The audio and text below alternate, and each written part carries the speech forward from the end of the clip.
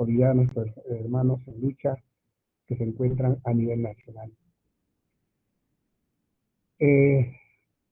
Con respecto al tema que venimos tratando, ya hemos desarrollado los temas de liderazgo, sus formas, sus características, sus diversas formas de ejercicio y cuál era la diferencia de un liderazgo político frente a los demás.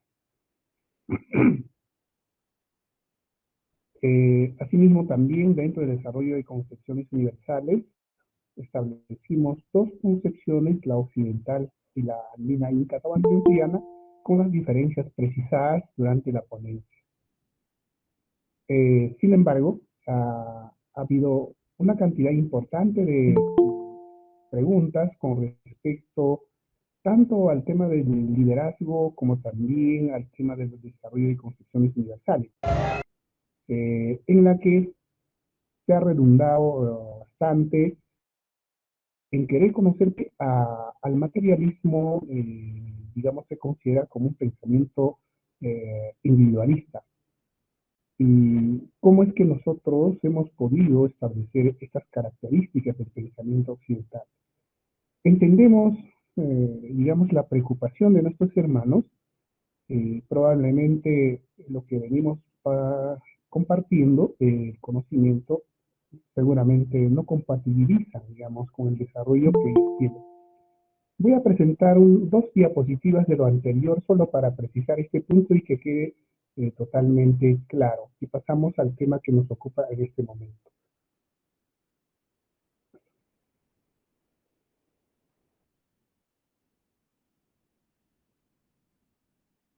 Bien, queridos hermanos. Para responder la pregunta sobre por qué nosotros consideramos al pensamiento materialista occidental como individual, como unitarista o individualista, vamos a conocerlo en esta diapositiva. Hemos señalado claramente en el desarrollo de las concepciones universales que el pensamiento andino, inca tahuantinsuyoano, es un sistema de concepciones y que constituye la axioma central de nuestro desarrollo histórico, el pensamiento binario, dual y paritario. Y hemos establecido que el pensamiento occidental, que también es el axioma central de todo el proceso de desarrollo de los pueblos occidentales, es el pensamiento unitarista,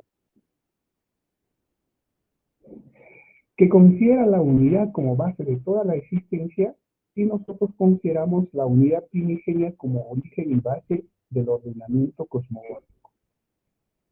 Aquí podemos apreciar en la primera parte donde dice filosofía paritaria andina el proceso paritario evolutivo y de tendencia generacional. Cuando la estructura que digamos existencial de entre dos unidades ocurre una actividad, que en la tercera ley que hemos tenido que era el origen del movimiento.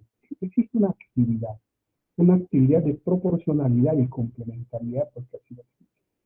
En esa actividad de proporcionalidad y complementariedad es la que se generan, digamos, diversas formas existenciales, ya sean energéticas o materiales.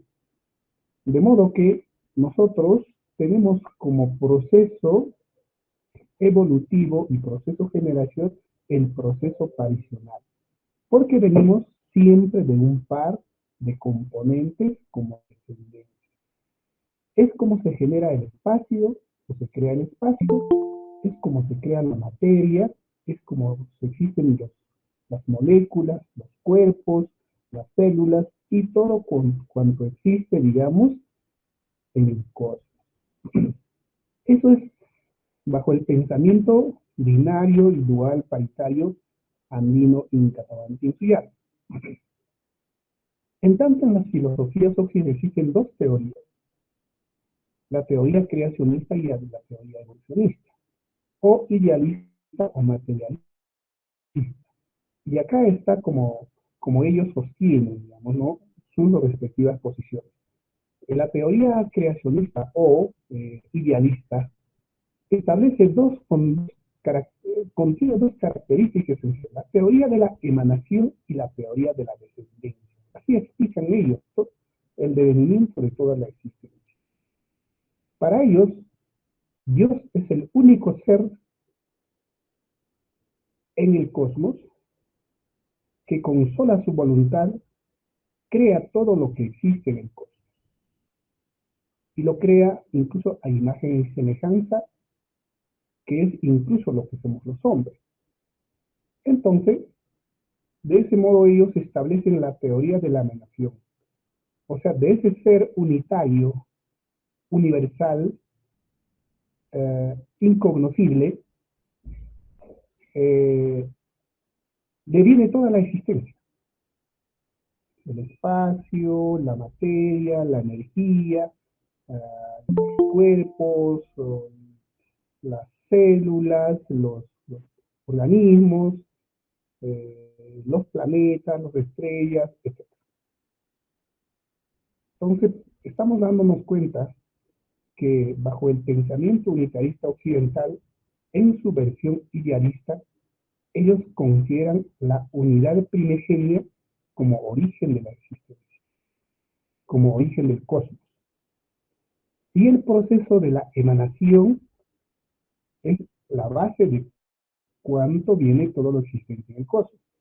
Y la teoría de la trascendencia es que como estos, de uno en uno, digamos, se suceden en sus propiedades, en sus características, o sea, trascienden, digamos, ¿no? Sus propiedades, digamos, en su generación unitaria de una en una. Hasta eso creo que las personas que se nos han preguntado y estuvieron de acuerdo, tal vez esta parte no lo han conocido, pero que estamos presentando. Aunque en conferencias magistrales hemos analizado también este ataque confundiente de él en el mundo occidental. En la teoría, digamos, materialista occidental sucede casi lo mismo. Y nosotros conocemos la famosa teoría del Big Bang, que es, digamos, prácticamente el máximo del conocimiento cosmogónico, del origen del conocimiento del cosmos. Ellos consideran que en los confines del tiempo existía en el cosmos, digamos, una unidad primigenia también. Así como en la teoría idealista existe una unidad primigenia, pero esa tiene un nombre, se llama Dios, y es Dios universal, ¿cierto? En la teoría materialista no es Dios lo que existe, sino existe, dice, un comprimido de materia y energía, que es un cuerpo unitario primigenio, aquello que va a explotar y va a generar, digamos, la energía, la materia, el espacio, los cuerpos y todo lo que existe en el cosmos. Como podemos apreciar, ambas teorías, tanto la idealista como la materialista, tienen un fundamento unitario sobre el origen de la existencia y todo lo cuanto existe en el cosmos. Pero no es una invención de nosotros, no es una apreciación, no es una crítica. Lo único que estamos haciendo es desarrollando sus propias concepciones y lo estamos poniendo simplemente en claridad. Pero en la teoría del Big Bang ocurre, digamos, de modo inconsciente, ellos aceptan, digamos, la composición binaria del cosmos. Como quien dice Chapulín Colorado, sin querer queriendo, aceptan la teoría tabantinciana de la evolución y la generación binaria de todo lo existente en el cosmos. ¿Y por qué decimos eso? Porque si no hubiera habido una fuerza externa que comprime y una fuerza interna que expande, ese cuerpo primigenio unitario no hubiera habido explosión. Tenían que haber habido esas dos fuerzas necesariamente. Entonces, ellos ya están, digamos, en el pensamiento tabantiano, pero erróneamente tratando de sostener que el origen del cosmos es la unidad primigenia. Por eso consideramos, queridos hermanos, a todos los que nos han, son muchísimos que nos han preguntado un poco, algunos un poco molestos, un poco resentidos, nosotros lo entendemos, digamos, ¿no? Pero ustedes mismos revisen esta teoría y se van a dar cuenta que eso es así. y lo estamos presentando ahora.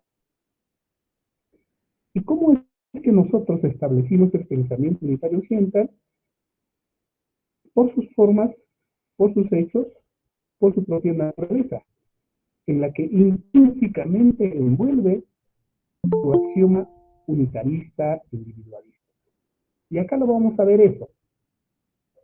En esta partecita voy a terminar con respecto a las preguntas. Esto, digamos, es un resumen que podríamos decirlo, digamos, para ser breve, de todas las posiciones, tanto binarias, taoantinsianas, como unitarias occidentales. En materia temática, digamos, ¿no?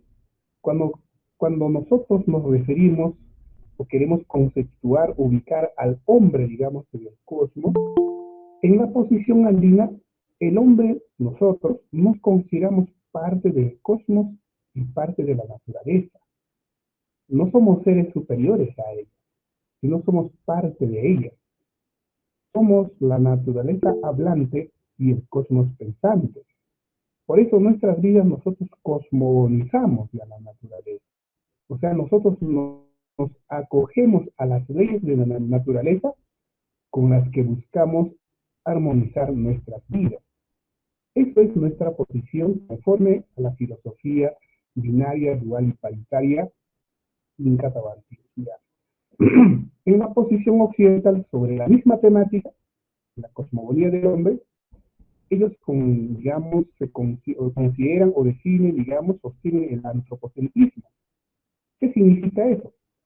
O sea, que ubican al hombre como el ser superior de la naturaleza. Y todo lo que existe cosmogónicamente o sobre el planeta son seres inferiores. Entonces ya estamos viendo cómo ellos, desde su pensamiento unitarista, individualista, generan un pensamiento totalmente deformado sobre la cosmogonía del hombre. O sea, ellos no consideran que el hombre es parte de la naturaleza del cosmos. No, ellos dicen que es el ser superior a todos ellos.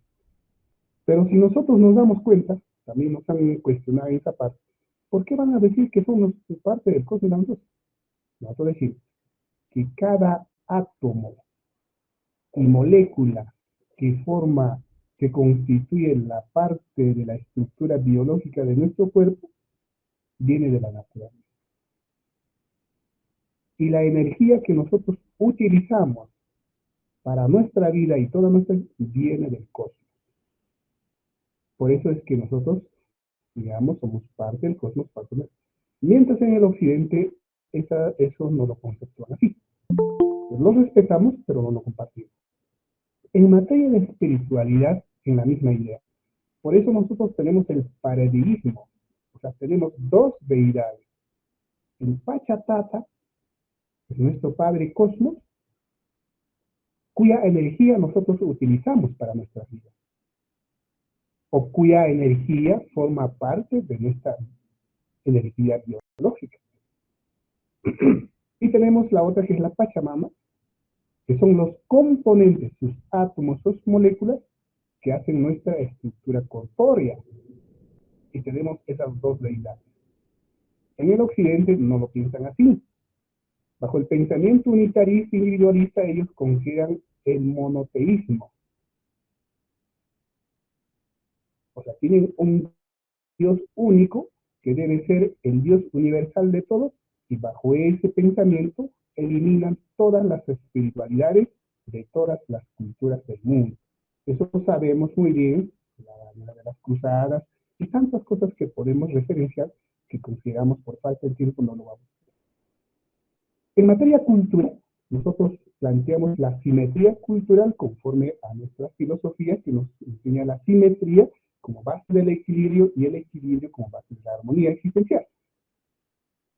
Vale decir que para nosotros, los tahuantinsuyanos, no existen culturas superiores, no existen culturas inferiores, sino existe una simetría cultural que la única manera de universalizarse es a través de su complementariedad cultural o de la complementación cultural.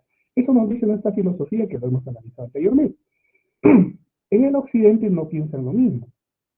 Propio a su pensamiento unitarista, individualista, ellos se plantean en el monoculturalismo.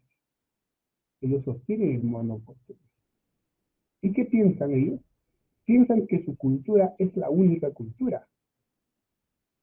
El resto no es cultura. Por eso ellos eliminan cuanta cultura son diferentes a ellos, a su cultura. En materia, digamos, étnica o racial, nosotros consideramos muy conforme a nuestra filosofía, a nuestro axioma cosmogónico, la simetría étnica o la simetría racial, si queremos decir de otra manera. Vale decir que para nosotros no existen razas superiores, razas inferiores. No es la raza blanca superior, ni la masa negra superior, ni la amarilla superior, ni la cobriza superior. Solamente son formas étnicas, ¿no? Genéticamente y naturalmente establecidas que tienen una relación simétrica de sujeto a sujeto. De modo que para nosotros decir, no existen razas inferiores ni razas. Pero en el occidente, muy propio a su filosofía del desarrollo de lo inferior a lo superior, su dialéctica, como hemos analizado en su momento, ellos sostienen el etnocentrismo. O sea, ellos son la raza superior. El resto son razas inferiores. Y si nosotros, probablemente nuestros hermanos de especialidad de historia, nos pueden reseñar, digamos, cómo se ha establecido este tipo de guerras, digamos, fratricidas en todo el mundo por estas posiciones. En posición de género, nosotros establecemos, nosotros sostenemos, muy propia de nuestra filosofía, la simetría de género. O sea, no hay género superior, no hay género inferior. Vale decir que no es el varón superior ni la mujer es superior. Simplemente se establecen en armonía, en equilibrio y en simetría. Lo único que se hace es la complementación de género para hacer una unidad celular familiar. En el occidente no es así. Ellos sostienen, digamos, el machismo y el paternalismo, consideran que el varón es el sujeto y la mujer es el objeto, en una relación asimétrica. Así lo dice la Biblia, así se establecen, digamos, las relaciones en el occidente. Lo respetamos, sin embargo, no compartimos. En materia de desarrollo de personalidad, nosotros desarrollamos la fraternidad, la solidaridad en relación simétrica. Mientras en el occidente, el individualismo y el exclusivismo. Todo individualista por sí misma es exclusivista e excluyente, porque excluye al otro y lo condiciona en situación de objeto. En materia de Estado, nosotros hemos tenido la diarquía, ¿no es cierto? Está reconocido por todo el mundo, mientras ellos han establecido la monarquía o en las condiciones actuales lo que se llama la oligarquía.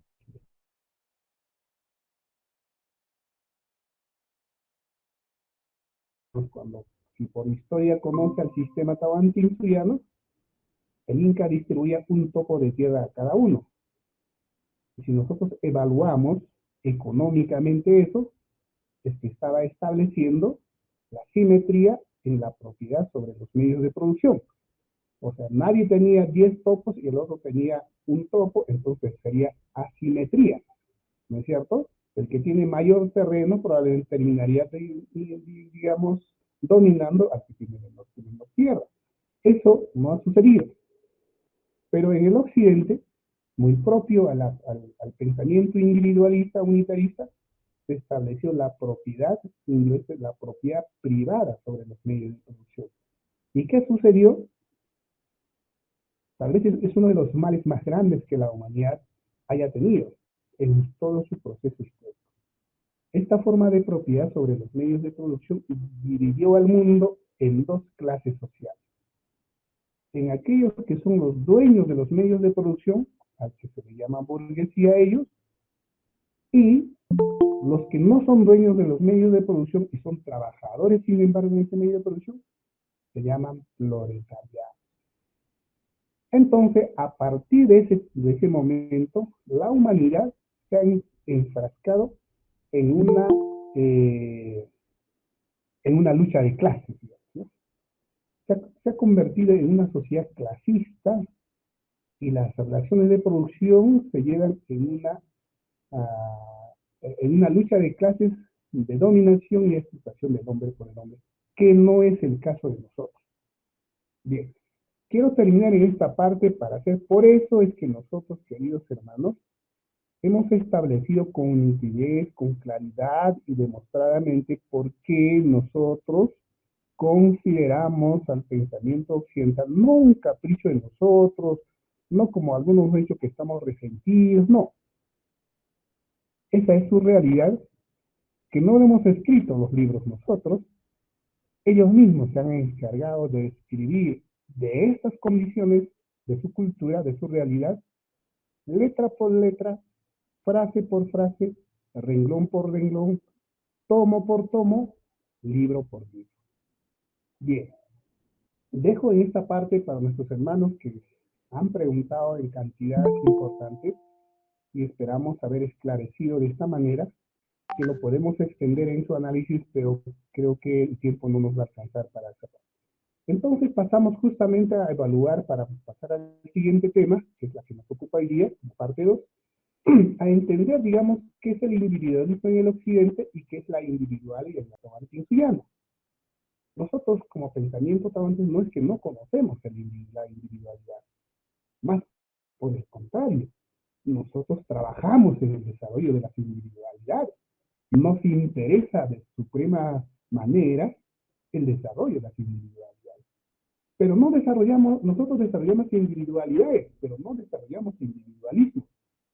¿Y por qué es esto así? Porque la individualidad se entiende como cualidad de ser uno, ser propio, ser único e irrepetible en el cosmos.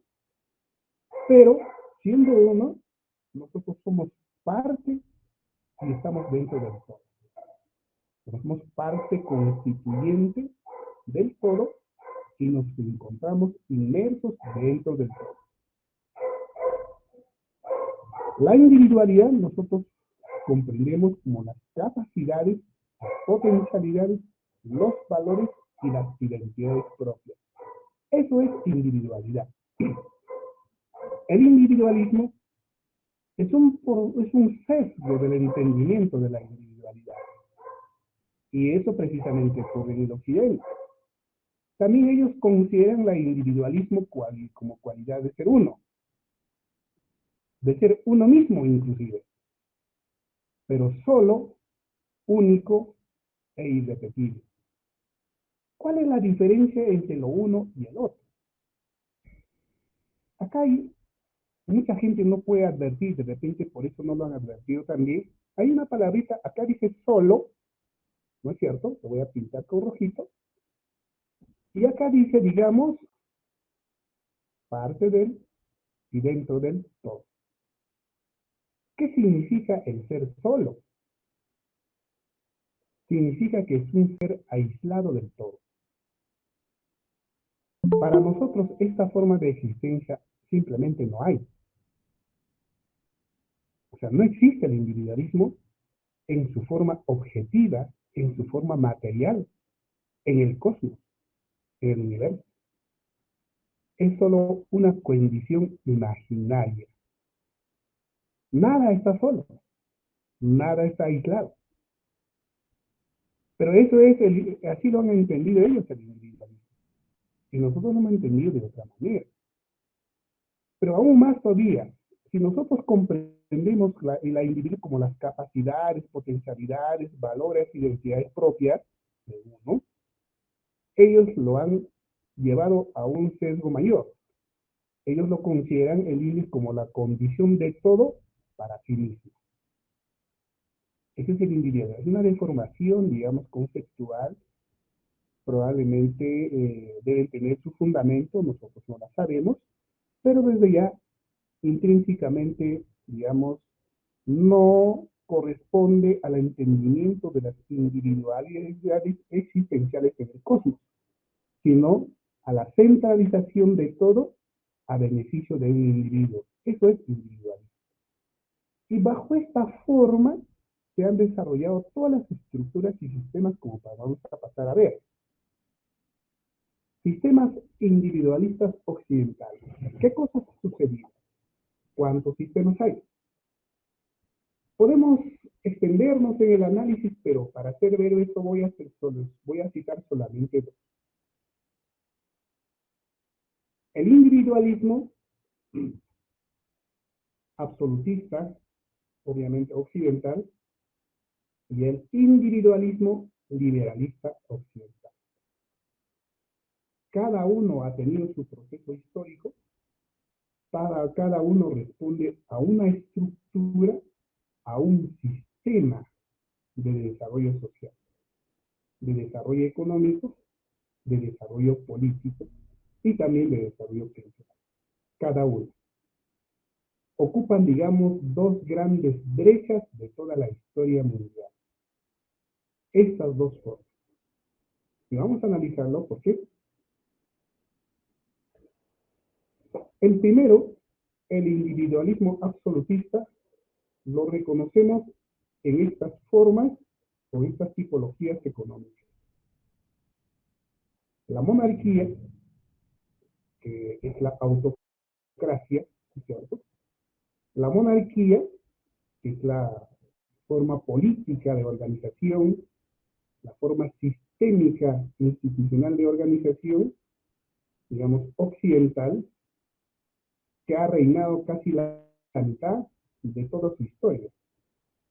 Es una forma de Estado y gobierno de una sola persona y su dinastía familiar. Como antes hemos señalado, ¿cómo es el que el pensamiento unitarista se plasma en la realidad, en la política? Hasta constituirse en un sistema de Estado, en un sistema de gobierno que va a terminar definiendo la vida de la ciudadanía. Se dice autocracia como la monarquía absoluta, donde solamente una persona personifica al Estado, representa a la nación y toma decisiones en las que su palabra es ley. Esta monarquía, con su autocracia, gobierna de la nación común, gobierna en la nación común asuntos privados. O sea que es su propiedad, la nación es su propiedad de estos monarcas, ¿no? Que se conoce como reyes, algo así. Una nación es su propiedad, no es un bien público. Es su hacienda, es su territorio, es su propio pertenencia. Él tiene un dominio de todo el territorio y de todo lo que existe en ese territorio. Y sobre el cual toma decisiones unilateralmente a su gusto, a su parecer, a su entendimiento, a su interés. Eso es la monarquía en aplicación de su filosofía unitarista, digamos, monodiana, que nosotros lo hemos dejado muy precisado. En el proceso de la descomposición de estas monarquías han surgido las monarquías parlamentarias y también han surgido las monarquías constitucionales. ¿Por qué las monarquías se descomponen? También por su propia dinámica interna, por sus propios conflictos, por su propia realidad insostenible bajo esta forma de dominación, digamos, de las grandes mayorías. Una familia con un patriarca que es el todopoderoso, inclusive tiene, digamos, se considera de condiciones divinas para poder no favorecer, trabajar en beneficio de los pueblos, en beneficio de los pobres. No, no. Él únicamente trabaja en beneficio de sí y de su familia, utilizando toda la fuerza, toda la capacidad de toda la ciudadanía que se encuentra, digamos, en su propiedad, en su tenencia territorial. Esas son la forma como se han plasmado, se han materializado en una estructura de gobierno, en una estructura de Estado, digamos, el pensamiento unitarista occidental. Nosotros lo llamamos una esquizofrenia, lo decimos monomanía, digamos, ¿no? Los sistemas económicos, digamos, que corresponden a esta forma, digamos, de gobierno absolutista, también son economías absolutistas, cuyo origen, digamos, están en las sociedades tribales. Las formas primigenias del absolutismo nosotros encontramos en las sociedades tribales, porque estas sociedades tribales, conforme han considerado ellos el origen de las sociedades occidentales, es que eran ya sociedades elitizadas, caudivizadas, que de obediencia establecida a sus líderes, a sus jefes, o como quieran llamarlos. Se ha intensificado esta racionalidad de dependencia, digamos, de todos a una persona, que en este caso es el jefe de la tribu. Ese desarrollo llegó, digamos, al esclavismo. Ya no era solamente la obediencia. Cuando ellos descubren que a través de las invasiones pueden obtener mano de obra, personas a su exclusivo servicio, surge, digamos, el esclavismo. Entonces, fíjense cómo es la relacionalidad de sujeto a objeto aquí, la aplicación, digamos, del pensamiento unitarista, individualista, donde la propiedad privada incursiona, digamos, en forma de esclavismo, es aplicada, y el esclavista se cree dueño de todos los medios de producción, inclusive de los ciudadanos del lugar, digamos, al que puede disponer como si fuera cualquier objeto, cualquier material. Y se beneficiaba, digamos, del esfuerzo, y no solamente del esfuerzo, también del sudor, de las lágrimas y de la sangre de sus propios esfuerzos. Eso es el absolutismo individualista occidental, cuyo origen primigenio está en las sociedades tribales. Su desarrollo ha desencadenado en un esclavismo, y con el tiempo, cuando la sociedad, la explosión demográfica establece que ya no hay forma de controlar esclavos y aparecen, digamos, esclavistas por distintos lados, entonces ellos quieren, digamos, el arraigo de su situación. Buscan el arraigo. ¿Y cómo se hace el arraigo? Ellos ya no se fundamentan, o sea, ya no consideran que su riqueza está, digamos, en la cantidad de esclavos a tener. Porque los esclavos han crecido y sus descendientes, los hijos, se han multiplicado tanto que se ha hecho incontrolable. Y ya van apareciendo, digamos, sus propios beneficiarios, sus propios familiares, sus propios señores, digamos, con esclavos que podrían ser un peligro, digamos, para el esclavista mayor.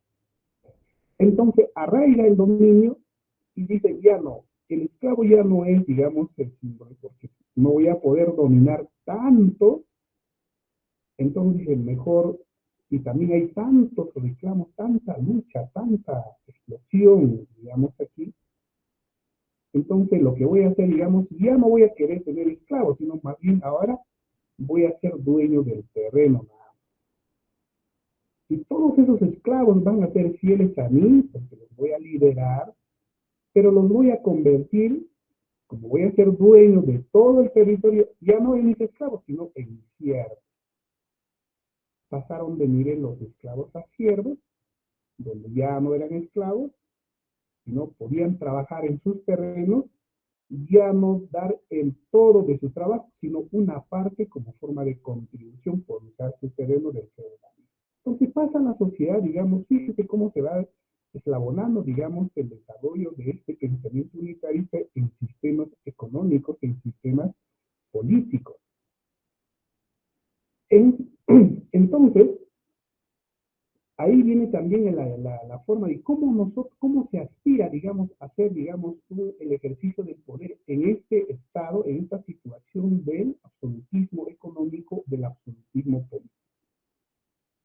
Entonces, los jefes, digamos, los reyes, digamos, ascienden, digamos, al poder por sucesión hereditaria. Así como antes hemos dicho, digamos, en la religión, digamos, ¿no? La sucesión es de uno en uno. Aquí también sucede, digamos, de uno en uno. Y tiene que ser varón, no mujer. el machismo también ingresa ahí. Es el pensamiento, digamos, unitarista, individualista occidental, cómo se va desarrollando y va definiendo, digamos, sistémicamente, estructuralmente la vida del pueblo, la vida de la ciudadanía. Antes eran esclavos por un absolutismo total, se solvienta un poco de eso y pasan al feudalismo, donde la riqueza ya no está en el dominio, en la cantidad de esclavos, sino en la extensión territorial, y el dominio se arraiga al territorio, ¿no es cierto?, firmemente, para extenderse en el tiempo. Y el acceso, digamos, al gobierno, al ejercicio del poder, tiene que ser por sucesión hereditaria y principalmente machista, tal como lo hemos señalado anteriormente. Eso ha cubierto gran parte de la historia occidental. Nosotros no estamos haciendo una referencia histórica, no somos historiadores. Nosotros nos abocamos principalmente al análisis del componente axiomático de todo el proceso histórico. O sea, nosotros nos interesamos por el fondo de las cosas que la forma de las cosas. La forma, los tiempos, los momentos, las acciones, lo estudian nuestros hermanos historiadores y nos podrían contar como una película. Pero muchas veces en ese conocimiento, en ese interés por las formas, se ha perdido o no se ha tenido el interés por conocer el fondo que contiene esas formas. Nosotros nos abocamos al fondo y es como estamos determinando el fondo de estas relaciones, digamos, en las que se dio estos modelos conceptuales en el occidente. Pasamos al segundo punto, que es el individualismo liberalista, que principalmente ocurre desde el siglo XVI al siglo XVI, el arraigo, pero empieza, digamos, en la edad todavía, en la edad media, ¿no es cierto? Este individualismo tiene un largo arraigo, un largo proceso histórico también. ¿Por qué?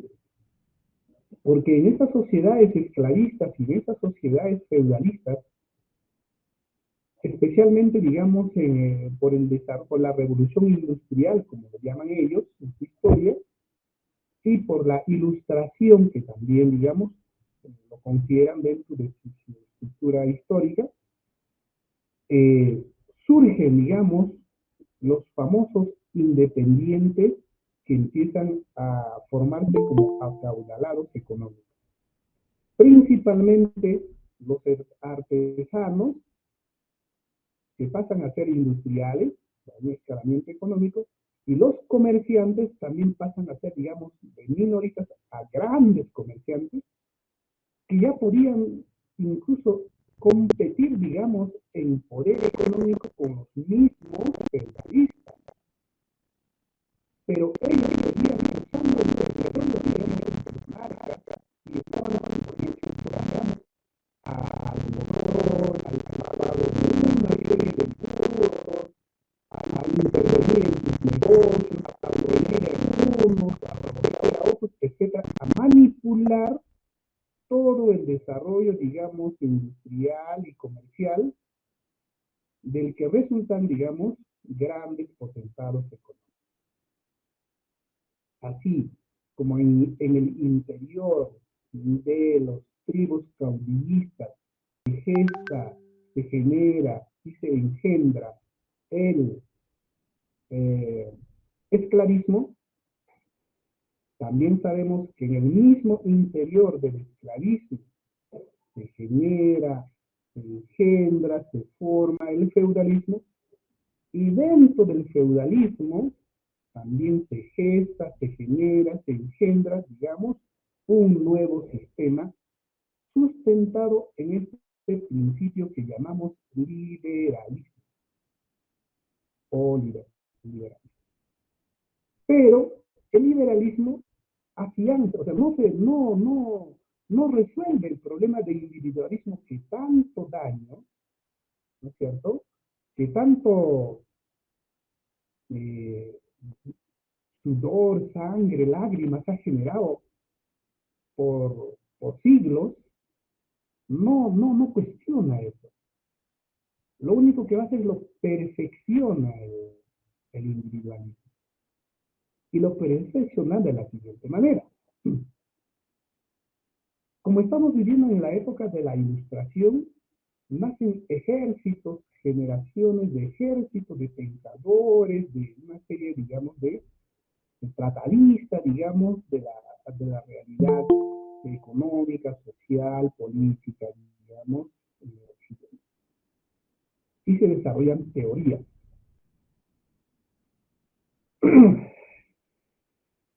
El individualismo no va a ser eliminado, más bien va a ser implementado, y se considera y la consideran como la supermaría del interés individual frente al interés colectivo, comunitario y social. Es más definido, digamos, ya en la concepción, es más preciso. El individualismo no es ya, digamos, compartir de las cosas. No, el individualismo es para mí, el mío, el de mí solo. Es la supremacía del interés individual. ¿Frente a qué? Frente al interés colectivo, al interés comunitario, al interés social. Por eso que al individualista, digamos, no le interesa lo colectivo comunitario, le interesa su bien, su bienestar, su beneficio, su posición, su poder, su ubicación. El liberalismo, sustentado en este primer punto, el individualismo, quiere liberar al individuo de esas garras, de ese cuadrado que le ha puesto, digamos, las monarquías esclavistas, feudalistas. Se plantea, digamos, sustentado en el individualismo, digamos, el liberalismo. Entonces, ¿qué es lo que sucede? Eso ya aparece como una doctrina política, social y económica, que defiende las libertades civiles y económicas y tolerancia frente al absolutismo y el conservadurismo. Como acabamos de señalar, el liberalismo nace precisamente contra el absolutismo occidental, esclavista, feudalista, y el conservadurismo de las mismas formas, que no cambiara nunca nada, ¿no es cierto? Sosteniendo, digamos, el principio de la libertad individual. A eso es el pensamiento liberalista. Entonces, el individualismo y el liberalismo, digamos, son parte de un solo pensamiento. O sea, si el individualismo absolutista ha desangrado a la humanidad mediante el esclavismo y el feudalismo, el liberalismo no descarta eso, más bien lo acoge y se plantea, digamos, ya en el liberalismo individualista, ya en la libertad del individuo, de cada persona, digamos, ya como una doctrina económica, política, social, y va a irrumpir, digamos, de las garras del absolutismo individualista occidental. Entonces, ellos desarrollan teorías sociales. La teoría social, digamos, es la libertad como derecho inviolable que se plantea. El único límite debe ser, digamos, la libertad y derecho de los demás. Esta debe ser la garantía de no intromisión del Estado en la vida de los individuos. Como ellos tienen una dolorosa experiencia de que el absolutismo individualista, esclavista y feudalista, ellos intervenían en la vida de cada en sus negocios, en su economía, en su propiedad. Entonces ellos consideran que tienen que librarse de eso. Y se plantean, digamos, que la libertad del individuo debe ser inviolable, donde tiene como límite, digamos, el derecho de libertad, y eso tiene que ser la garantía de que el Estado y ninguna otra organización intervenga o tenga intromisión en el Estado, en la vida de los demás. Eso es el social, la vida debe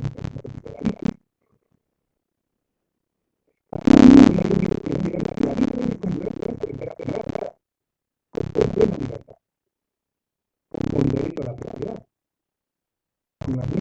felicidad e inviolabilidad de los derechos individuales. Como podemos apreciar acá, enfatiza la individualidad, digamos, como en ninguno. Ya forma el aspecto central de las posiciones sociales, digamos, del pensamiento occidental.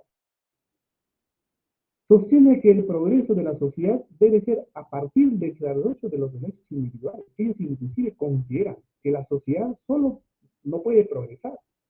La sociedad va a progresar solo y cuando los derechos individuales se desarrollan. Cuando no se desarrollan los derechos individuales, la sociedad no va a progresar. Y la posición.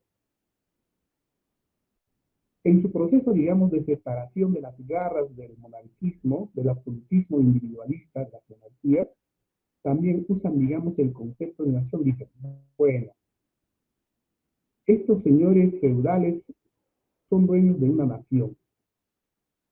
Nosotros estamos pretendiendo tener, digamos, liberarnos. ¿Y cómo nos liberamos? Entonces, estos territorios los tenemos que convertir en una nación. ¿Y qué significa declararse como nación? Si estos feudos, digamos, absolutistas, estaban dominados, digamos, por una persona, estaban gobernados, digamos, entonces cuando hablamos de nación, estamos resaltando, digamos, las características, ya no nos va a unir un monarca, sino las identidades culturales que tienen los pueblos. Por eso se nace el concepto de nación, a diferencia del país, digamos, ¿no? Por eso ellos dicen, excelsan el nacionalismo, porque consideran que el factor común que los va a unir a todos los pueblos y la ciudadanía que se van a salir, digamos, de las garras del feudalismo, ¿no? Van a ser unidos por esas características étnico-culturales que los va a unir. Ya no un monarca, sino esas condiciones propias de la sociedad. Pero también dicen, bueno, nosotros tenemos que tener un espacio territorial. Entonces nace el concepto de país. Y tenemos que tener un sistema de organización, un sistema de gobierno, porque nadie va a hacer lo que quiera hacer, porque si no volveríamos, digamos, a una situación peor de donde estamos saliendo. Entonces nace el concepto de país, porque este país es un concepto territorial que está unido bajo una forma de Estado o una forma de gobierno. La nación está unida por las formas identitarias, por las formas costumbristas, por las formas culturales. El nacionalismo excelsa esas condiciones como el factor común que nos va a unir a toda la ciudadanía, a todos los pueblos, ese sentimiento de nación, ese sentimiento de nación, el amor propio a su cultura, a su identidad, eso les va a unir. Pero ellos son personas. Estas personas de ese sentimiento deben tener un territorio y una organización. Entonces nace el concepto de país.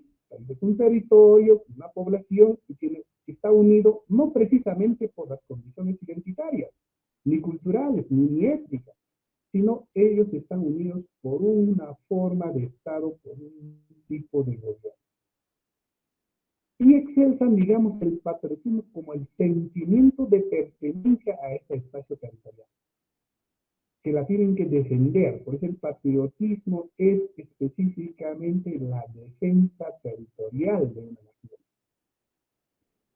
Con todo esto, prácticamente toma forma este pensamiento liberalista, individualista, está correctamente a entender, sustentado para salirse, para zafarse, digamos, de las garras del absolutismo feudalista esclavista y constituirse en naciones, en países.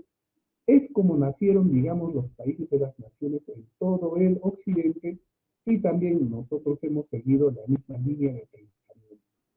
Y somos ahora una nación multicultural, y somos un país con un Estado propio, donde tenemos un sentimiento nacionalista, aunque no mucho, porque los invasores no tienen ni cultura originaria, ni nación, ni nada, son alojados en el territorio, pero sí un patriotismo porque quieren defender, digamos, su espacio territorial y eso en muchos casos. Esas son las teorías sociales del liberalismo, cómo ellos se fundamentan, digamos, en la época, digamos, de la ilustración, los grandes pensadores, digamos, ya empiezan, digamos, a desarrollar teorías concretas para zafarse, digamos, de las garras del absolutismo individualista, esclavista y feudalista occidental.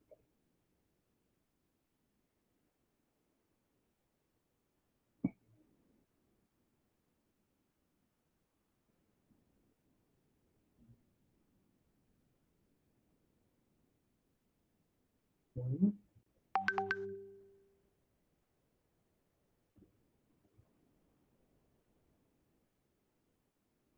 algo ha sucedido, queridos hermanos, no, menciona mi, se ha colgado.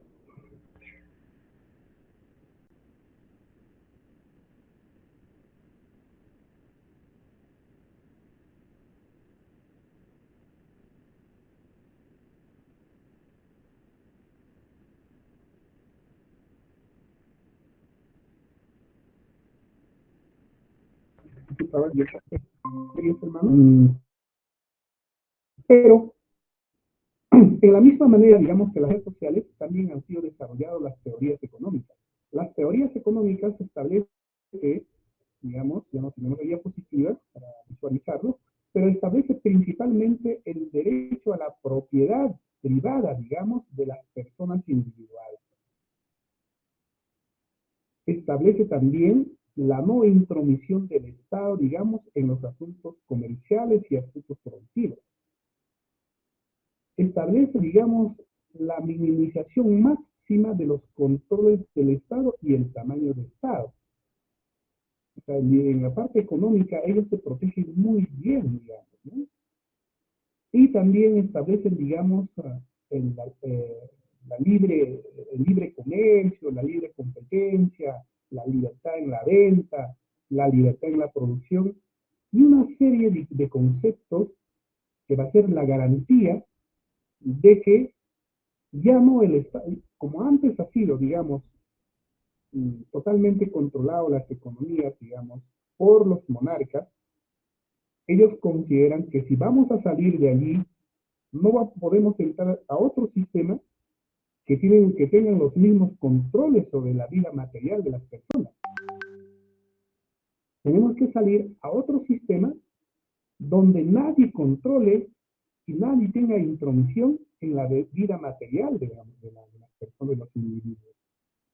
Entonces establecen precisamente que la propiedad, digamos, es una condición inalienable y debe ser protegido por toda la ley y por todo el Estado. Así lo dicen ellos.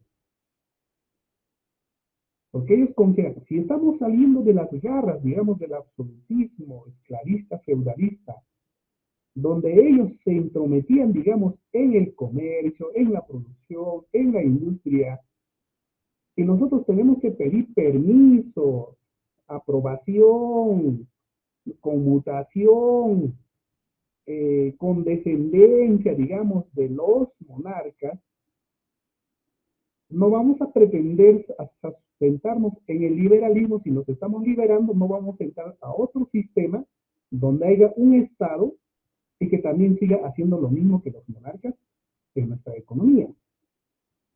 Entonces ellos se plantean, digamos, teorías económicas en ese sentido. Ahora, las teorías políticas. Las teorías políticas que acompañan, digamos, el proceso de la posición liberalista e individualista, también dicen, si nosotros estamos saliendo de un estado absolutista, donde una sola persona decidía, digamos, uh, sobre, sobre la vida de los demás, y que administraba el Estado, digamos, prácticamente en un territorio que era de su propiedad, entonces lo primero que tenemos que hacer es que cuando nos salimos con nuestro país, con nuestro espacio territorial, ya no puede seguir, digamos, administrando el Estado como un derecho privado, sino esto tenemos que convertirlo en una cosa pública. Entonces los bienes, las decisiones, digamos, que van a existir allí, ya no van a ser de propiedad, digamos, del monarca, sino van a ser, digamos, de la ciudadanía. Por eso sale el nombrecito que se llama república, por esa razón, de que antes era, digamos, administrar los bienes, digamos, de la sociedad feudalista como un patrimonio privado del señor monarca y su familia. Ahora, por el pensamiento liberalista se salen, digamos, con un país propio, con un estado propio, que ya tienen, digamos, un país, una nación, y consideran de que todo lo que existe, todo lo que, digamos, va a ser parte de ese estado, va a ser ya, digamos, un bien público. Entonces ya no es monarquía. Entonces, ¿cómo se va a llamar eso? Y se leyó el nombre, famoso nombre de la república. Pues, ya no es una cosa privada, sino es una cosa pública. Pero hay otra temática. Este nuevo Estado, esta nueva forma, este nuevo sistema, digamos, este nuevo concepto, digamos, de Estado, como ya cosa pública, ya no es cosa privada como antes, ¿cómo va a ser? ¿También va a ser monárquico, un solo presidente, y así va a ser? No. Como ya es cosa pública, entonces este debe ser prácticamente ungido, digamos, por la voluntad de los ciudadanos libres, porque ahora ya somos libres. Y somos individuos que tenemos, digamos, libertad de elegir, ser elegidos, tenemos, digamos, ejercicio. Entonces, principalmente en Estados Unidos, digamos, se establece la primera república constitucional, que es el modelo ahora que se impera en todo el mundo, en la nuestra también, en la que establecen, digamos, un Estado constituido con división de poderes. Ajá. Tiene que haber división de poderes y separación de poderes. Entonces establecen bajo el pensamiento de Rousseau Montesquieu, que son los autores, digamos, de la Constitución, de las formas estatales americanas, a, establecen tres poderes: poder ejecutivo, poder legislativo, poder judicial, con separación de poderes, con independencia de poderes, y que cada quien cumpla una función pública. Por ejemplo, el poder ejecutivo es el encargado de ejecutar, digamos, sin entrometerse en la vida privada de los individuos, debe estar abocado, digamos, a las obras sociales, a la administración de justicia, a la seguridad de la nación, esas cosas. El poder legislativo, digamos, el poder legislativo es la que va a dar las constituciones, las leyes, las normas, ¿no es cierto? Y el poder judicial es el que va a hacer cumplir esas leyes, porque ¿quién va a hacer cumplir? El poder ejecutivo no puede hacer cumplir porque su función es ser otra. Nosotros, pues, nuestra función es, digamos, dar leyes y derogar leyes. Entonces, otro poder del Estado, el poder es el que tiene que hacer cumplir. Tiene tres poderes. Entonces, ya nace el concepto de la república, ya tenemos con tres poderes, con separación de poderes inclusive. Y la pregunta siguiente es, ¿cómo vamos a hacer la elección? ¿Quién no lo puede? ¿Cómo? Entonces, nace el concepto de la famosa democracia. Estos señores deben obedecer, su elección debe ser por voluntad individual, libre de todo ciudadano. Por eso van a ser funcionarios públicos que van a administrar la cosa pública en nombre de todos. Y existe la famosa democracia. Entonces empieza la discusión de que, bueno, ¿y qué tipo de democracia va a ser? ¿Cómo va a ser esto? Bueno, la democracia va a consistir, digamos, en elecciones generales de los representantes de los pueblos.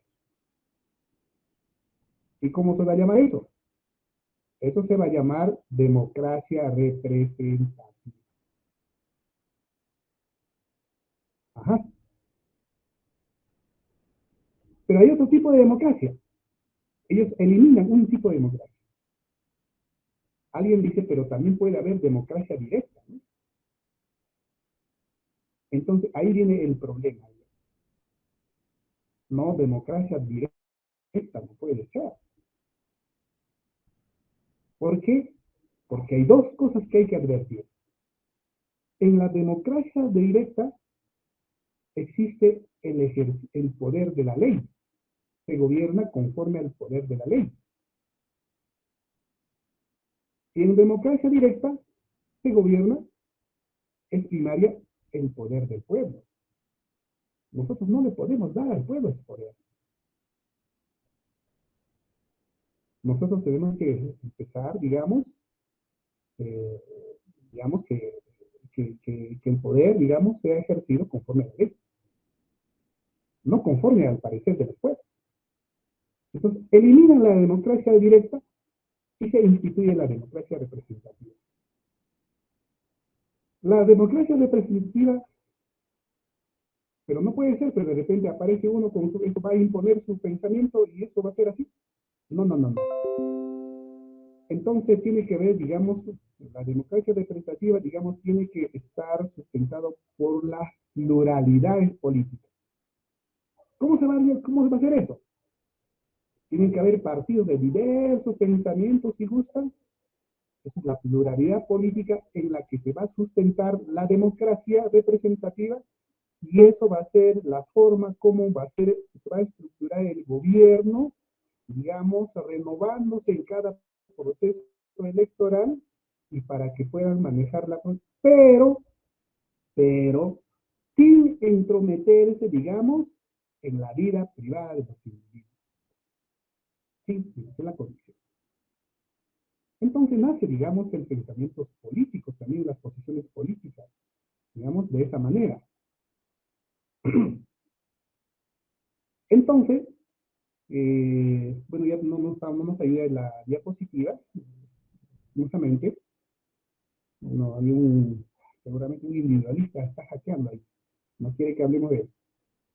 De esa manera, queridos hermanos, ah, también se sostiene, digamos, en la parte política que las leyes, los derechos deben corresponder a la decisión soberana de los pueblos, no de otra manera, de los pueblos. Y todo Estado que se considere legítimo o para tener legitimidad, todo Estado debe obedecer a esa decisión soberana del pueblo. Así. Bajo esta forma, queridos hermanos, si a mí me preguntaran, oiga, ¿qué sociedad escoge? Yo escogería esta. Porque parece que todo está maravillosamente ahí, extraordinariamente estructurado, fundamentado, sustentado. Su institución sería maravillosa, pero siempre hay un pero.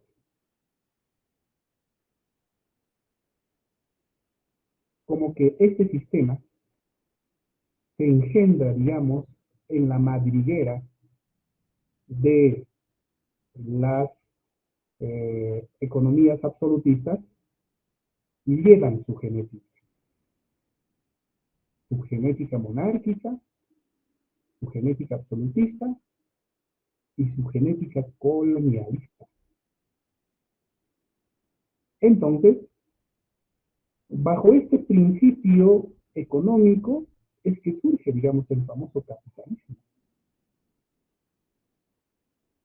que se deforma cuando se escalona, digamos, a una posición imperialista, cuando se convierte su genética monárquica, dominalista, absoluta, aflora y se convierte, digamos, en lugar de monarquía, en una oligarquía de una gran capacidad económica dominante, digamos, de otra, y se convierte en el liberalismo, en el imperialismo. El imperialismo colonialista, a través de la fuerza o a través de la economía y la tecnología, como lo es ahora. Pero también surge, digamos, el neoliberalismo, en la que nos encontramos ahora. ¿Por qué? Porque estas naciones que se han instituido de esa manera, a través de sus constituciones y a través del principio de nacionalismo y patriotismo, habían cerrado las fronteras, digamos, sus fronteras. Entonces, en cada territorio, digamos, nacional, se habían convertido en las oligarquías que dominaban a sus propios países, que es como la nuestra ahora. Pero como ellos saben, digamos, que una democracia representativa es el imperio del poder legal, es el dominio, es el gobierno, digamos, conforme a la ley, entonces ellos ya no se interesan en dominar pueblos ni naciones, sino que ellos quieren manejar las leyes, manejar las constituciones y manejar a sus ejecutores, que son, digamos, los funcionarios. A eso les interesa para ellos. ¿Qué es lo que hoy en día, en este momento, estamos viendo? Estamos experimentando cómo es que se maneja el poder legislativo, como el Ministerio Público para las denuncias fantasma, para la creación de causales, de carpetas judiciales, etcétera. Cuando el poder que ellos que deben ostentar es invadido por otro invitado que es uno del pueblo. Eso es lo que sucede, digamos, en este tipo de conflictos. Su genética no lo ha perdido. Su genética absolutista, su genética monárquica, ahora ya es oligárquico, ¿no es cierto? Su genética colonialista ahora ya invaden a través de la tecnología la economía, ¿no es cierto? A todos los pueblos. Y el neoliberalismo, cuando se hayan circunscrito en fronteras constitucionales, digamos, las naciones, el neoliberalismo rompe con esa estructura constitucional, modifica las constituciones para que ellos, digamos, pueden tener todas las puertas abiertas para invadir con su economía a todas las naciones. Ese es el neoliberalismo. Por eso en nuestro país, en la Constitución del 93, rompe, digamos, todas las fronteras legales, le da todas las puertas abiertas, digamos, al capitalismo transnacional. Ellos inclusive se han dado el lujo, como en ningún país del mundo, de establecer los contratos ley. A estos cholitos hay que engañarlos, es un chinito que no siquiera tiene cara de indígena, a este le vamos a comprar y le vamos a escribir así que nuestros contratos, que van a ser 80-90% beneficiosos para nosotros, nunca van a ser revisables por ningún presidente que entre aquí. Es eso lo que pretenden renovar, digamos, en este año 2023 y es por eso los conflictos que tenemos.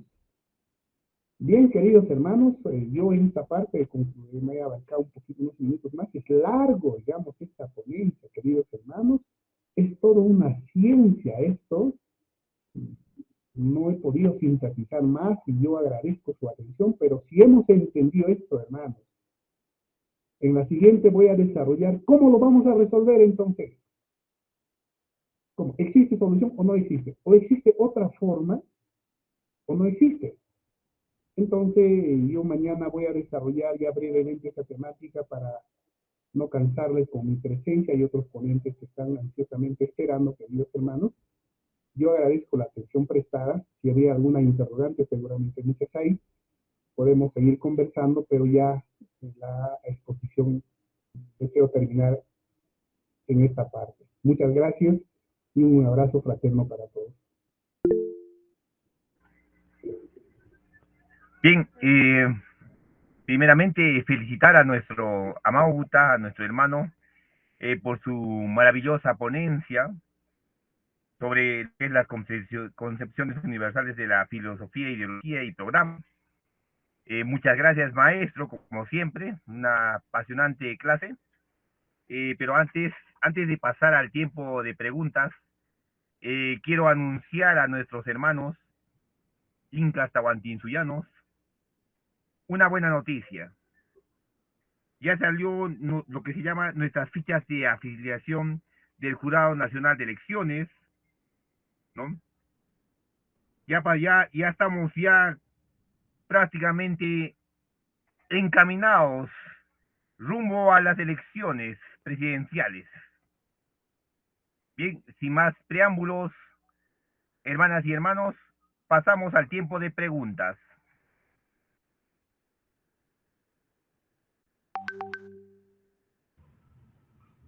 Buenas noches, queridos hermanos.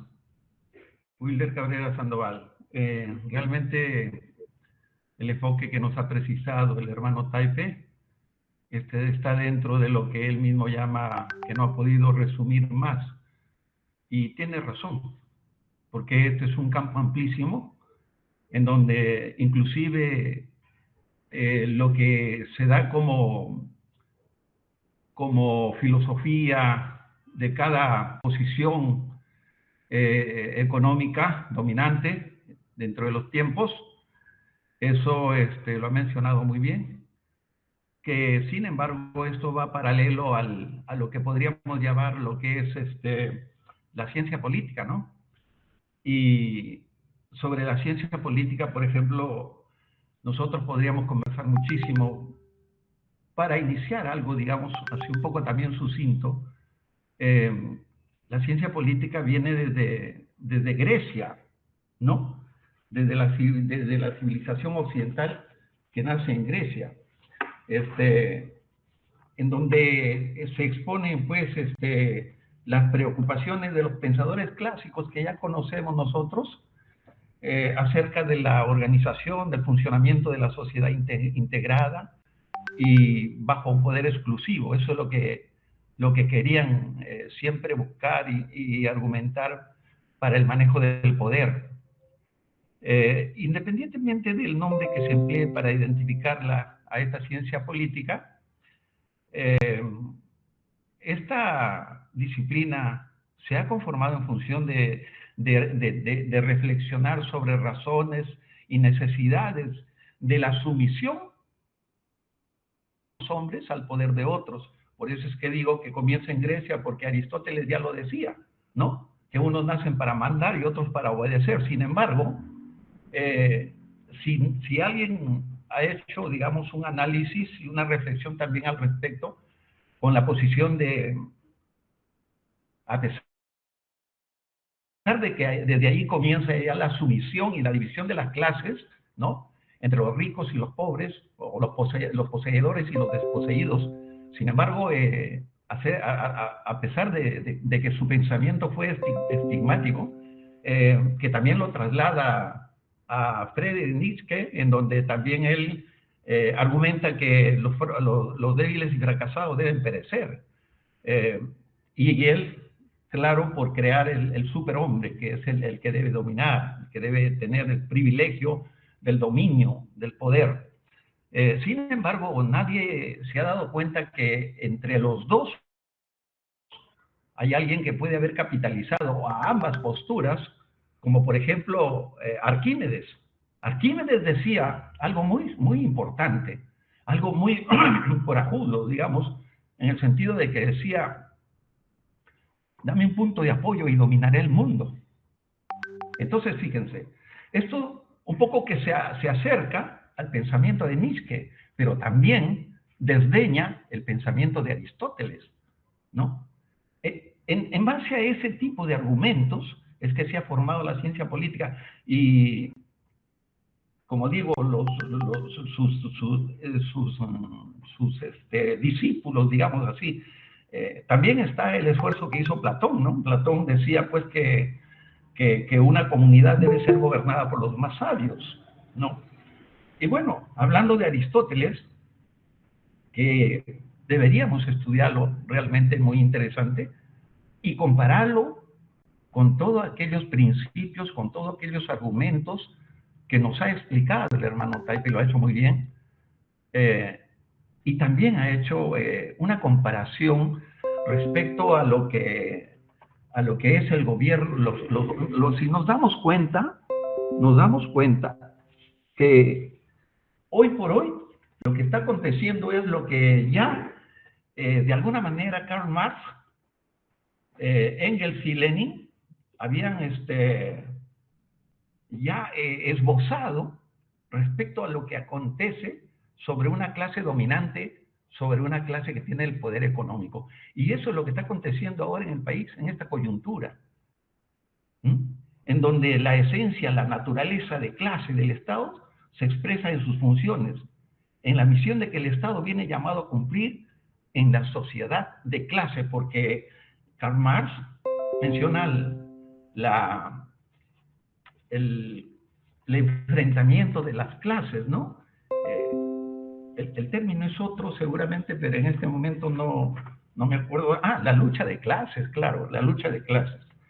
Eso, por ejemplo, nos da una connotación tremenda a lo que está pasando ahora. ¿Por qué?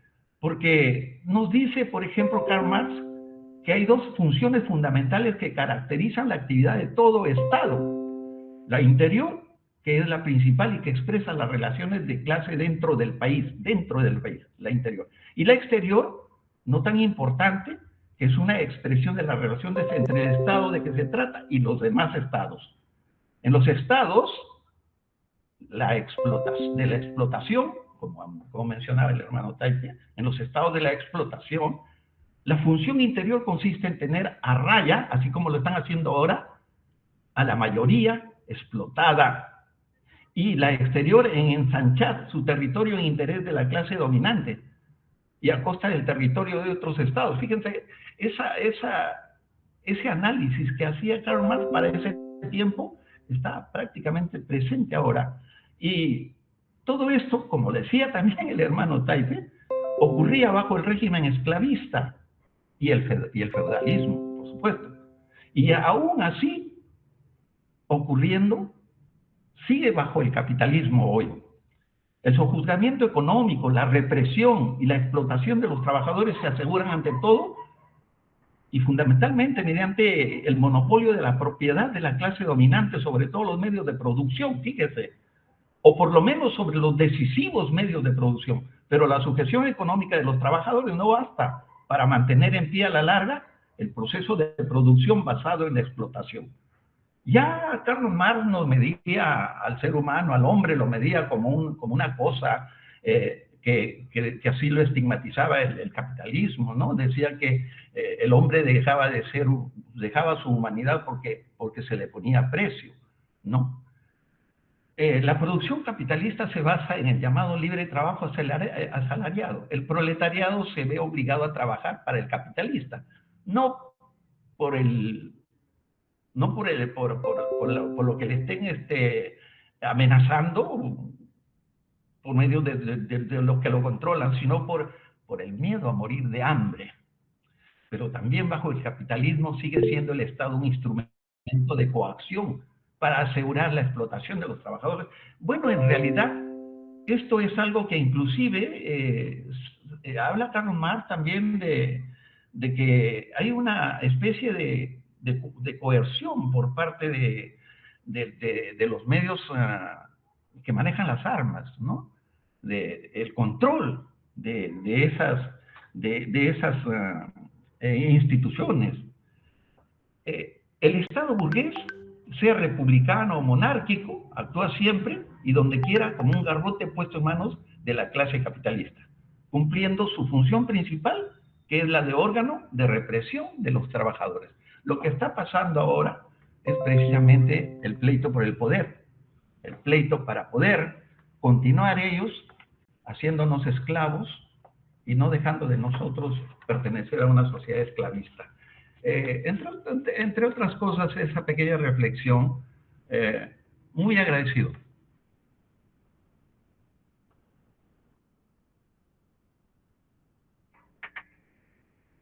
Bien, agradecemos la participación de nuestro hermano Wilder Cabrera. A ver si tuviéramos alguna pregunta, inquietud de algún hermano, por favor.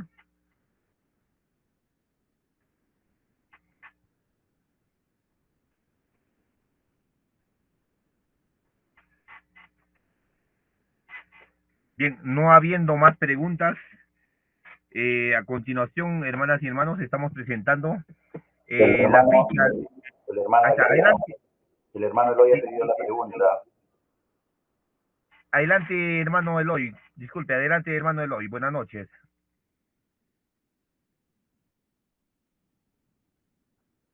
Adelante, hermano Eloy Zairi Tupac, directamente de La Joya, Arequipa.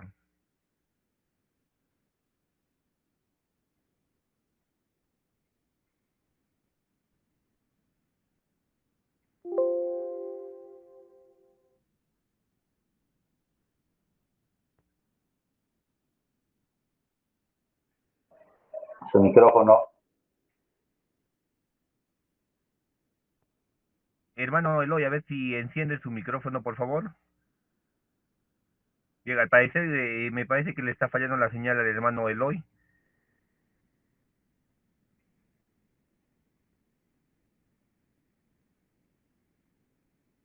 Bien, mientras nuestros hermanos de repente plantean sus preguntas, estamos presentando a continuación la ficha, ¿no?, de nuestra comunidad política Inca Perú, del Jurado Nacional de Elecciones,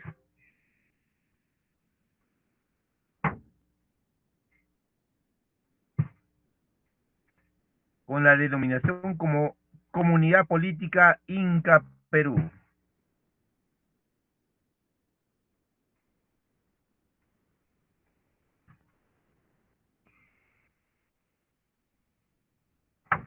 También ya salieron nuestras fichas de afiliación.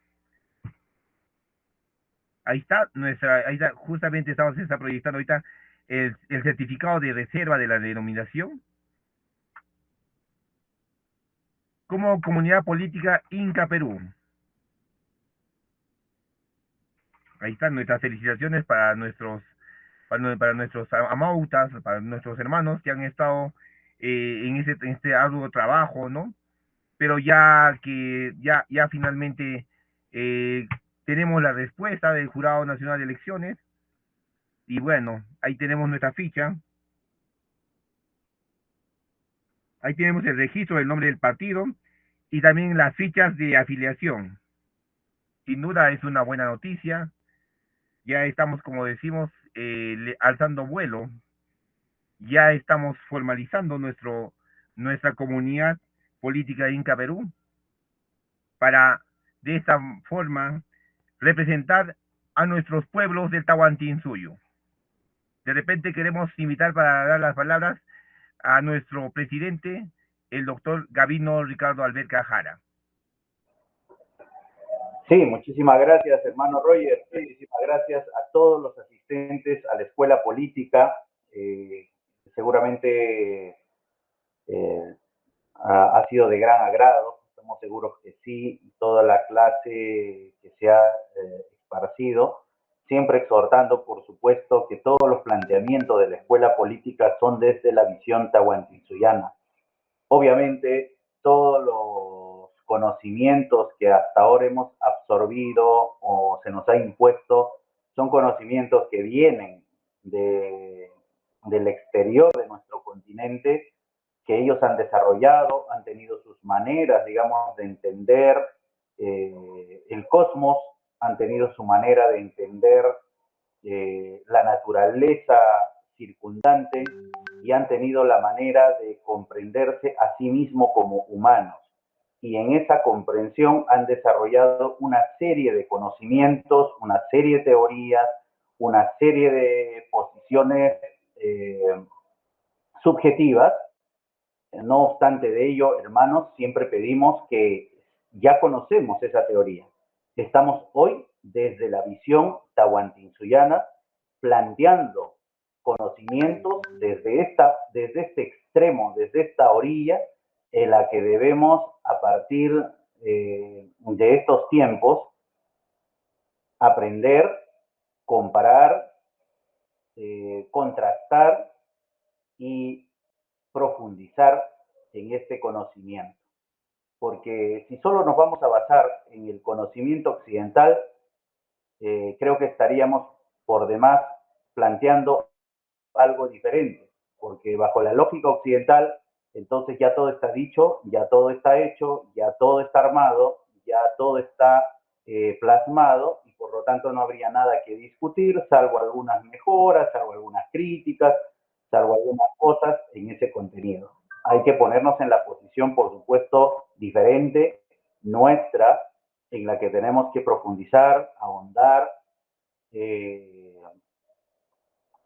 identificar y defender.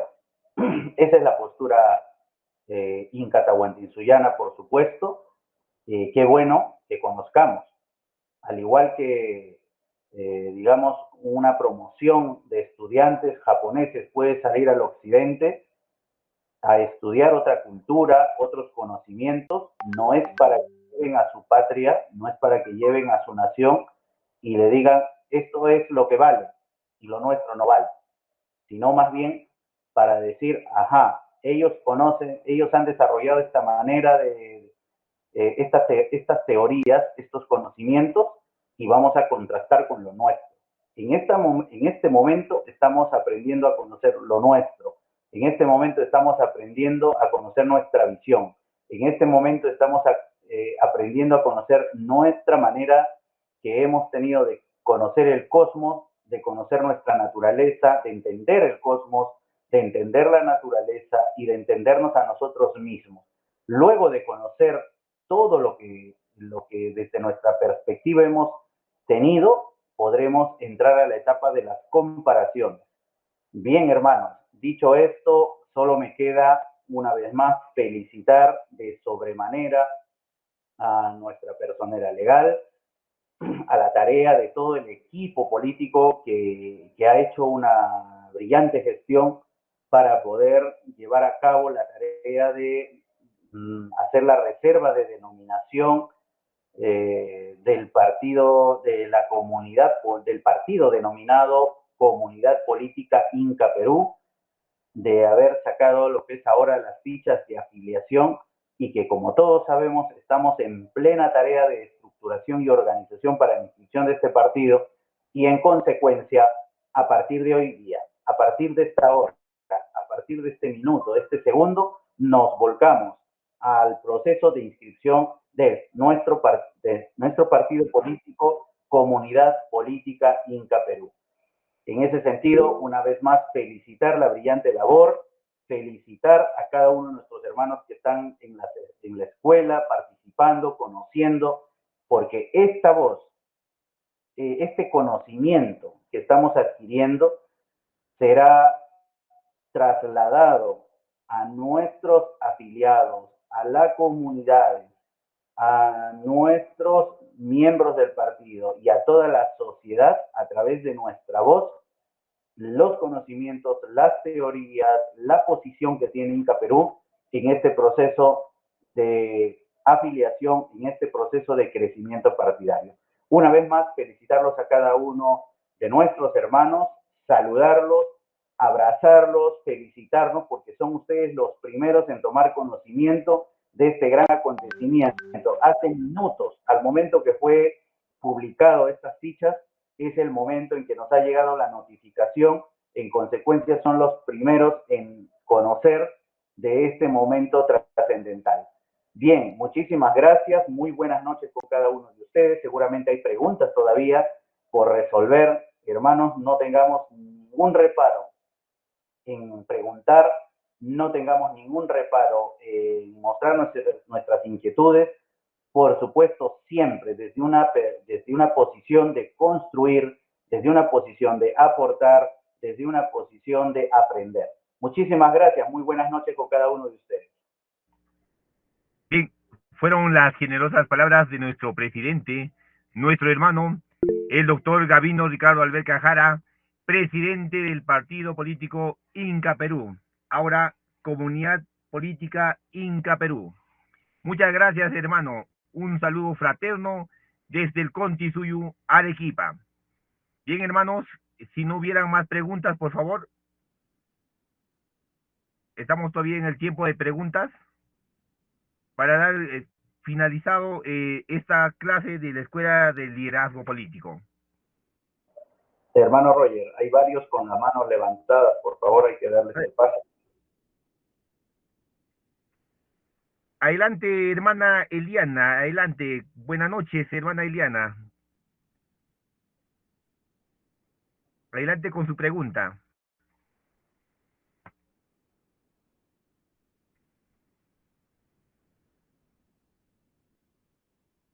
Sí, al parecer tenemos dos hermanos, la hermana y el hermano Eloy y la hermana Eliana, que están levantando la manito, por favor, para que hagan sus preguntas. Hermana Eliana, su micrófono, por favor. Ahí está.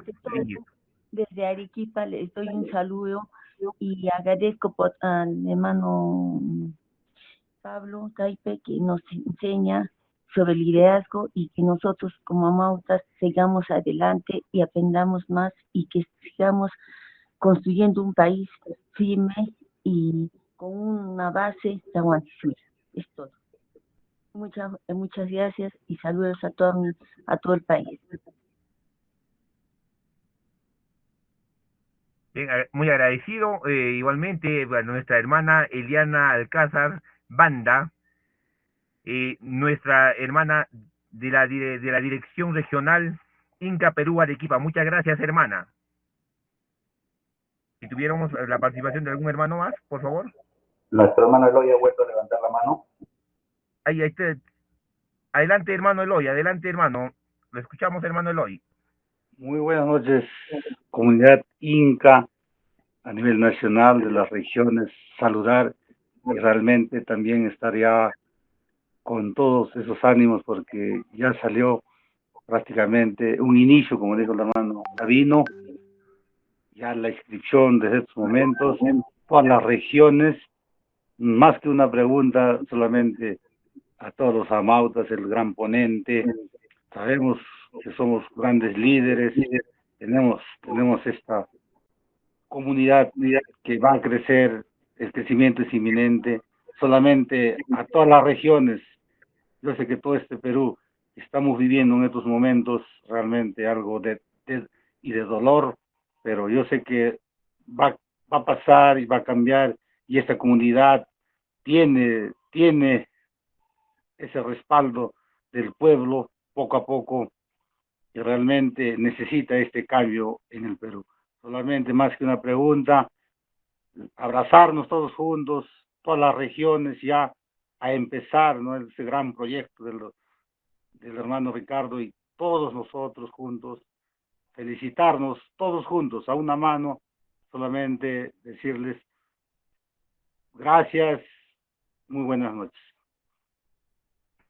Bien, igualmente agradecer la participación, el saludo fraterno de nuestro hermano Eloy Marcelo Zairitupac, director regional Inca Perú Arequipa, de la Dirección de Doctrina e Ideología. Muchas gracias, hermano, muchas gracias. De repente tuviéramos alguna otra participación de algún otro hermano más. Sí, hermano, disculpe. Adelante, hermano, adelante. Sí, muchas gracias. Solamente me ponía a reflexionar si dentro de toda esta realización del programa, de la ideología y de toda la propensión hacia los principios sólidos de nuestra comunidad tahuantinsuyense, basadas en el Tahuantinsuyo precisamente, considero si los hermanos que están organizando el proceso de afiatamiento hacia la consolidación de nuestra doctrina, para que se ponga en acción, esto va a significar todo un proceso, ¿no es cierto? Porque nosotros estamos occidentalizados, sí, y de todas maneras hay que tocar esos temas con el perdón de la doctrina, pero también lo ha tocado el hermano Taipe. Pero yo quisiera, o sea, mi preocupación va en que cómo se haría el proceso, porque esto va a ser un cambio, una nueva fase una nueva cara, un nuevo rostro para nuestro país, y necesariamente ese lavarse esta cara sucia para ponerla en novedad va a implicar todo un proceso. Y no sé, quisiera preguntarles si se está ya, por lo menos, teniendo en cuenta esa ruta, esa forma de cómo vamos a, entronizarnos dentro de un proceso a otro proceso. Eso es lo que quería preguntarle al hermano Taipe. Gracias.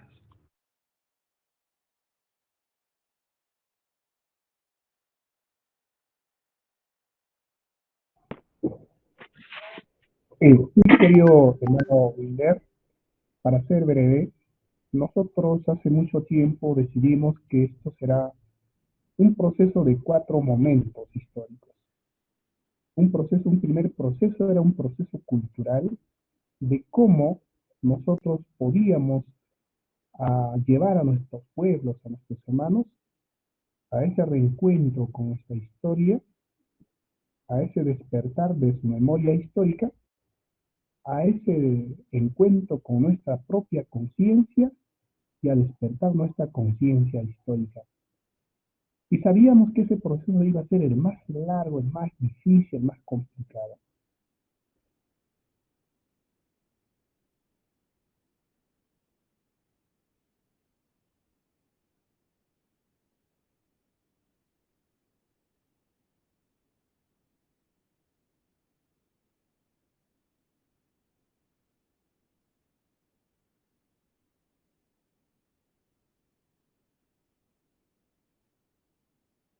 La realización de tener un fundamento filosófico, un fundamento ideológico y un programa debidamente estructurado.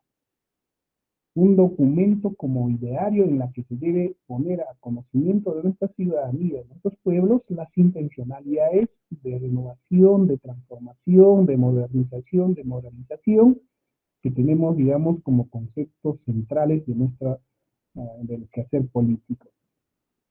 Ese también tiene un tiempo, tiene que tener su forma, ya que hoy tenemos la ficha, empecemos rápidamente, digamos, de repente en unos días, en una reunión ya estructurar todo el proceso, aunque ya venimos trabajando, digamos, porque la primera etapa de la concreción de un partido político, de una institución, era la organización. Entendiendo que el proceso político tiene 2 elementos, el proceso organizacional y el proceso comunicacional. Estamos hoy con estas conferencias y otros estamos cumpliendo la parte comunicacional, seguramente un poco restringido, no masivamente. Eso también tenemos que ya ampliar inmediatamente la parte comunicacional y la parte organizacional. Estamos más o menos en 21 regiones, falta cubrir algunas más y abarcar, digamos, mínimamente unos 4 a 5 provincias por cada región para cumplir con los requisitos que la ley establece en materia de inscripción partidaria. El sistema de comunicación cumple una función importante, lo que nosotros llamamos el posicionamiento ideológico. Es una primera etapa, digamos, del proceso político. Y la organización es la etapa central del proceso político. Y la inscripción, digamos, es la culminación de la primera etapa, digamos, de institucionalización partidaria de nuestro quehacer político. En los siguientes procesos se dan otros aspectos, digamos, de posicionamiento ideológico, de posicionamiento social, de posicionamiento territorial. Eso lo iremos finalizando también. Sí, sería un tanto, de repente, extenso analizarlo, pero sí es un proceso, querido hermano. Y el último proceso es el proceso económico, precisamente, porque necesitamos establecer determinados lineamientos económicos que permitan el desarrollo, primero la economía simétrica y el desarrollo simétrico de nuestra nación.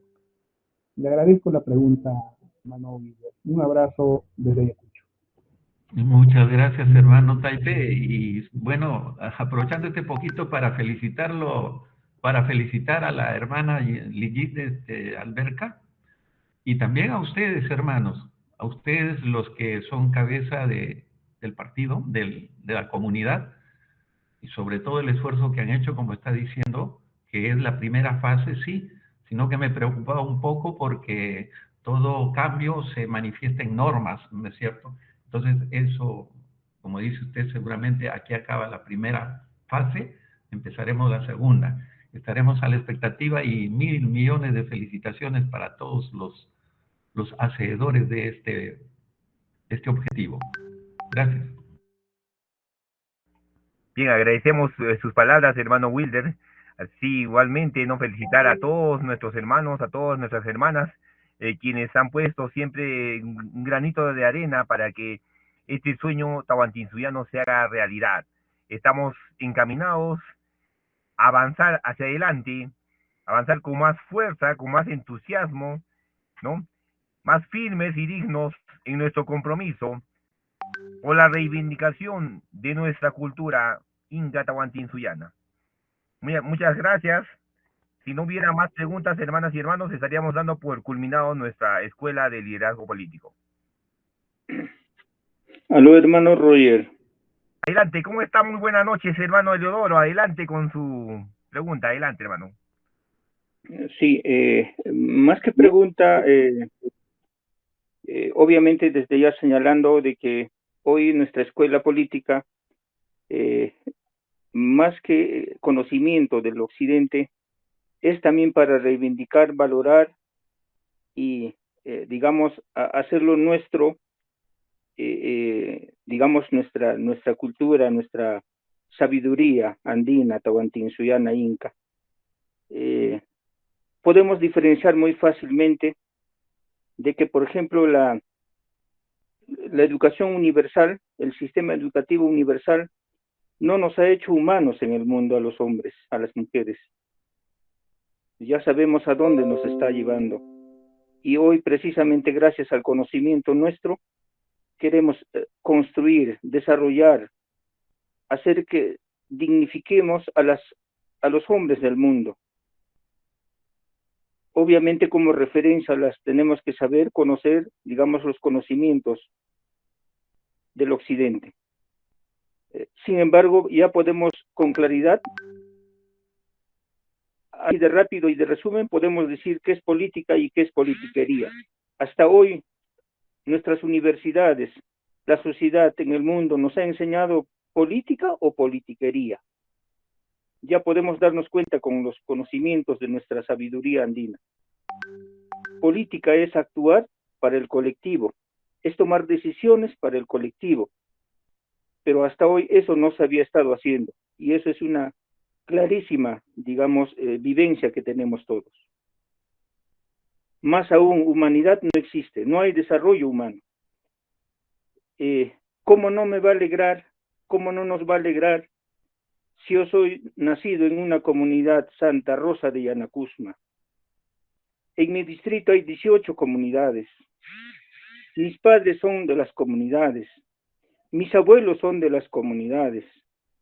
Nuestro origen es comunidad. Y vivimos, y se vive, se trabaja allí, precisamente en mancomunidad. Nuestro Aine, nuestra Minca. Recordarán ustedes cuando yo les enviaba, cuando nosotros producíamos o aporcábamos la papa, cosechábamos la papa con nuestras bifalas, con nuestras unanchas. Caminábamos toda la familia con nuestros unanchas. Todas las fotos que corrían con nuestras unanchas. Las asunciones de cargo en las regiones con nuestras unanchas, con nuestras bifalas. ¿Cómo no sentirnos, digamos, alegres y contentos con nuestros hermanos que hoy, en el ámbito nacional, están despertando, están valorando nuestra cultura? ¿Cómo no sentirnos, digamos, alegres y contentos cuando hoy nuestra ficha lleva comunidad política Inca Perú? En realidad esto nos alegra y nos va a seguir alegrando. ¿Cuántas comunidades realmente lo harán suyo esto? Yo diría todos, absolutamente. Por no decir todos, será la mayoría. Creo que el trabajo que las tenemos que hacerla es multiplicarnos rápidamente. Esto va a engrandecernos. pero también hay que ser cuidadosos en conocer nuestra cultura, nuestra ideología, nuestra filosofía, para de esa manera llegar, digamos, con un lenguaje más sencillo, más claro a nuestros hermanos, a nuestras hermanas, a nuestros líderes y seguramente también a nuestros colegas, a todos ellos. Por lo tanto, que estamos seguros que esto nos fortalece a cada uno de nosotros y seguramente más bien pronto, no sé si es mañana o pasado, se debe de citarnos a una reunión ampliada, una asamblea ampliada para que precisamente se den algunas últimos alcances para poder, digamos, estructurarnos en los comités provinciales que ya hemos venido desarrollando. Muchas gracias a cada uno de ustedes. Igualmente, reiterar sus palabras muy memorables, generosas de nuestro hermano Eleodoro León Rojas. Muchas gracias, hermano. Un saludo fraterno desde el Contisuyo, Arequipa, para usted, hermano. Muchas gracias. Si no hubiera más preguntas, por favor, a ver, ya estaríamos culminando esta clase de la Escuela de Liderazgo Político del Partido Inca Perú, de nuestra comunidad Inca Perú.